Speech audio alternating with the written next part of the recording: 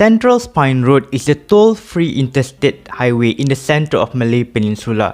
The interstate will link Simpang Pelangai via Bentong, 60 km northeast of Kuala Lumpur to Kota Bharu, state capital of Kelantan. CSR should shorten the travel duration between Kuala Lumpur and Kota Bharu, which is currently 7 hours with the current dual carriageway on a clear traffic. After the first section opened in 2014, only a portion of CSR is open after 10 years of construction. What are the impacts of constructing the toll-free highway, and why the construction of CSR took longer than the building a toll expressway? Let's drive through the large mountain range while enjoying the highway scenery and understand of why CSR took more than 12 years to complete.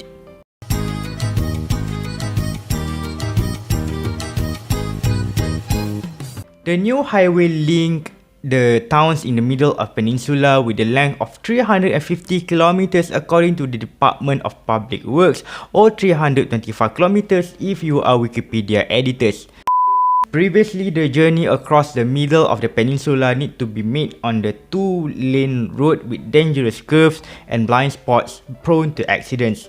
Unlike most of the long-distance route in Peninsula, CSR has no toll and free to use for everyone. There are 2 points that will be highlighted in this video. Why CSR, the Central Spine Road, is toll-free, and why the duration of the CSR construction is longer than most of the toll expressways. In the late 19th century, Western Pahang has more population than Eastern Pahang, unlike today. Far from being an isolated area, Western Pahang is the center of economy as gold and tin mines were opened and rubber trees were planted. In fact, until 1955, the capital of Pahang was Kuala Lipis, which is located nearby the gold mines and also the tin mines and newly opened rubber plantations. With these rich natural resources, British colonial government built ridiculously expensive railway line from Gemas to Kuala Lipis, completed by 1920, and extended the line to Kelantan in the year 1932. The railway line brought little development in Western Pahang, unlike what railway did in the western coast. When the capital city of Pahang was moved to Kuantan in the year 1955 and the tin mining activity was shifted to Sungai Lembing nearby Kuantan, the economic activities slowed down. Throughout the second half of 20th century, Western Pahang experienced a slowdown as economy focus shifted from mining to industrial activities in Kuantan and Temerloh. Therefore, the population growth slowed down, while the economic activities are limited to a few mining activities left and palm oil plantation.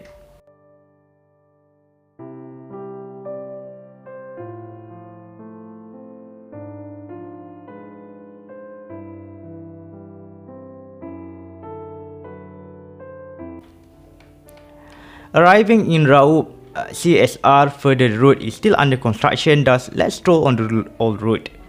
Okay, back to history. The road between Kuala Krai and Gua Musang was opened in the year 1983, while the road from Kuala Lipis to Gua Musang opened in 1986, connecting Pahang and Kelantan by road. The road across the jungle is later gazetted as Federal Route Number 8. In the 1980s, travellers traversing through this thick jungle between Kuala Krai and Kuala Lipis need a security permit due to the threats of communist insurgencies. Therefore, only a few dared to use the road even when the road was completed in the year 1986.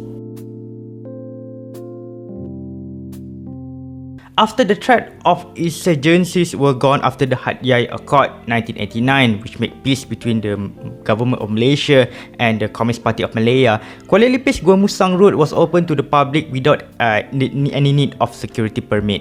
The number of cars on the road increased due to the increasing household income and increasing population in general.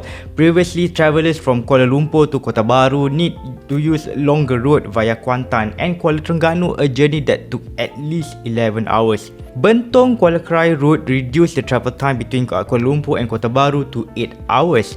The increasing usage of cars caused the decline of railway usage in interior Pahang and Kelantan, where the railways used to be the only connector with the towns and villages to the outside world. I talked about the KTM East Coast Line in the previous video to understand more about the railway line in the interior Pahang and Kelantan if you are interested more. The link will be appeared up here. Is it appeared? There are two main reasons of why CSR has no toll. Number one, because the state of Kelantan government asked for it. Land is an exclusive jurisdiction of state government in Malaysia, away from the federal intervention. Since Kelantan refused to allow toll expressway in the state government has the power to refuse any land to be bought by a concessionaire to build a private expressway. Number two, the low population and low industrial activities means that private companies are less likely to invest a lot of money for an expensive toll expressway that serve very few.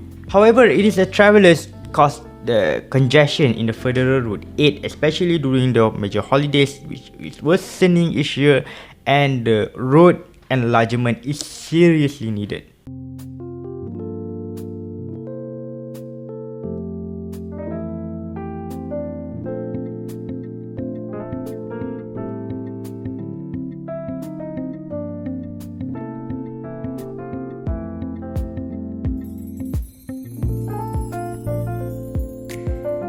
Therefore, CSR is a kind of compromise, a barrier-free route that charge no toll from the users. CSR is gazetted as a federal route number 34 without E letter in the beginning as with other expressway, with the reason I will explain later on. With the initial budget of 6 billion ringgit, the project began in 2012 and supposed to be completed in the year 2024.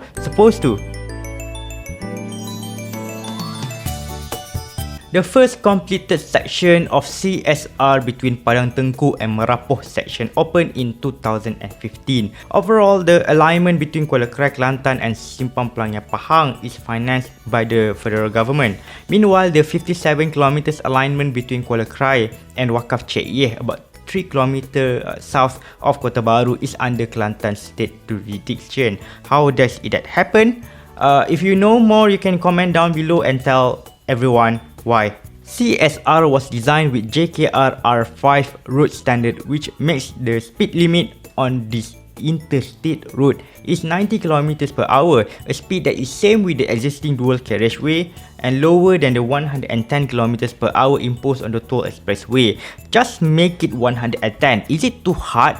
The short answer, yes. The long answer, there are many considerations need to be made before constructing an expressway with 110 km per hour speed limit. There are two reasons why JKR R5 design is chosen instead of R6, which has a higher speed limit used in toll highways.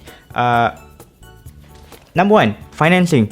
When toll expressways were built, the concessionaire could borrow the money from public and private financial institutions such as banks to speed up the construction progress. Completing the project on time is crucial to avoid cost overruns due to higher material costs, late penalty and loss of toll income. And the money borrowed to the concessionaire is repaid by the toll collection until all the debt has been fully paid. Meanwhile, CSR is fully funded by the federal government without any private financing. Initially, the earlier estimation of the project cost is 6 billion ringgit in 2015. However, the estimated cost increased to more than 9 billion ringgit in the year 2023 due to several factors: inflation, rising material costs, higher land value, and in 2020, global pandemic.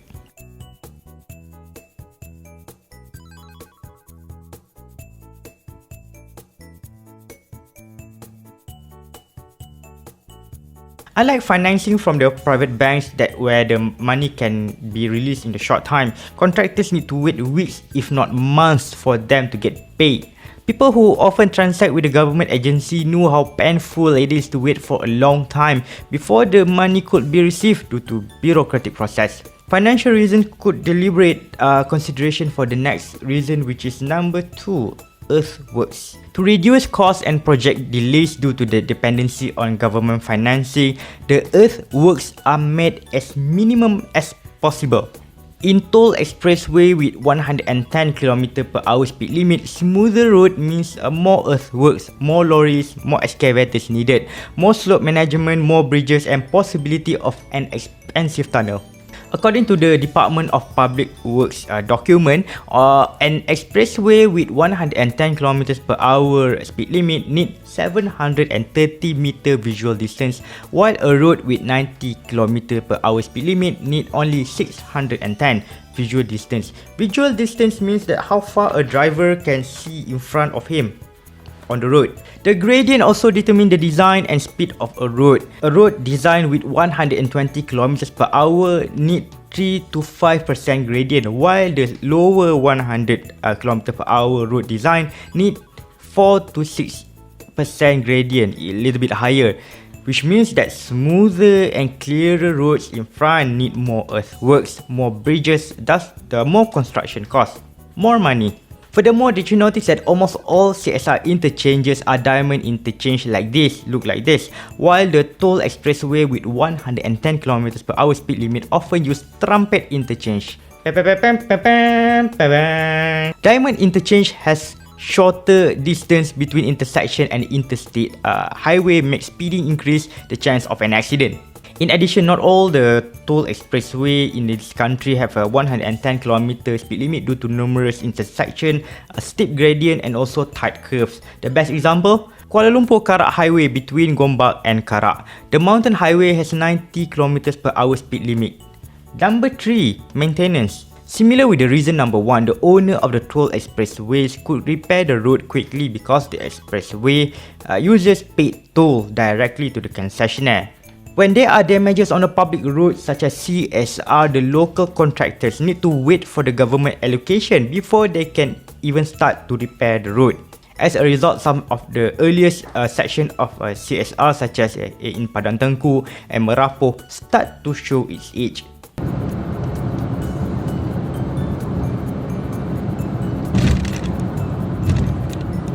There is no tunnel in the CSR despite the highway is passing through the hilly terrain to reduce the construction cost. The absence of tunnel reduces the maintenance cost as well.